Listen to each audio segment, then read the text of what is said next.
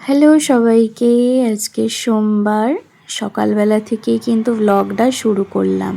একটু বেরিয়েছিলাম আমি ধোকার প্যাকেট কিনতে, চলে এসেছি। এখন দেখো বাইরে কিন্তু দারুণ রোদ্দুর, এইখানটাতে একটু রোদ্দুর আসছিল বলে আমি একটু বসেছিলাম, বেশ ভালো লাগছিল জানো তো।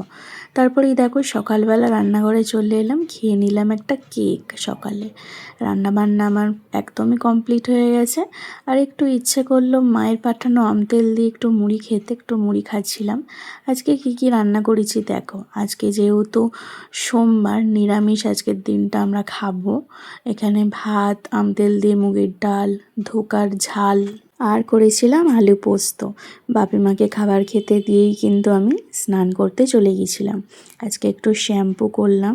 তো দেখো আমাদের কিন্তু শীতকালের ব্ল্যাঙ্কেট বেরিয়ে গেছে, এতটাই ঠান্ডা পড়েছে এখানে, মানে ব্ল্যাঙ্কেট ছাড়া থাকাই যাবে না।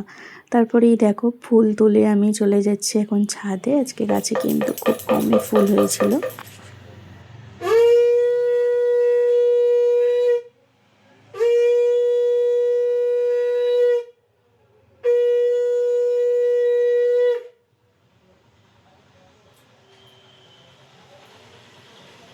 আমার পুজো দেওয়া একদমই কমপ্লিট হয়ে গেছে। দেখো আমার কাতু সোনাকে কত সুন্দর লাগছে। ওকে আমি চিপস, চকলেট, মেলাতলা গিয়েছিলাম, মেলাতলা থেকে খেলনা কিনে এনেছি, ওকে দিয়েছিলাম। তারপরেই দেখো আমি নিচে চলে এসেছি, নিচে এখন একটু বসবো। তারপরেই 1:45 মতো বাজে, এখন কিন্তু আমি দুপুরের লাঞ্চটা করতে যাব।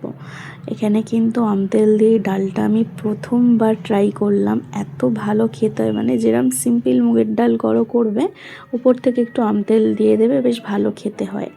আর পটল ভাজা ছিল, ডাল ছিল, লেবু ছিল, এই দিয়ে কিন্তু দুপুরের লাঞ্চটা আমি কমপ্লিট করলাম। আর ধোকার ঝালের রেসিপি আমি তোমাদের সাথে একদিন শেয়ার করব, নিরামিষ আমি একদম করি। এই ধোকার ঝাল কিন্তু লুচি পরোটার সাথে দারুণ লাগে।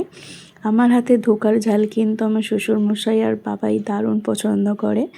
আমার বাড়িতে কিন্তু কেউ ধোকা খায় না, মা, পিউ, ওরা কেউই ভালোবাসে না ধোকা, কিন্তু আমার দারুণ লাগে। ভিডিওটা আজকের মতো এইটুকু, দেখা হবে আরও একটা নতুন ভিডিওতে। টাটা।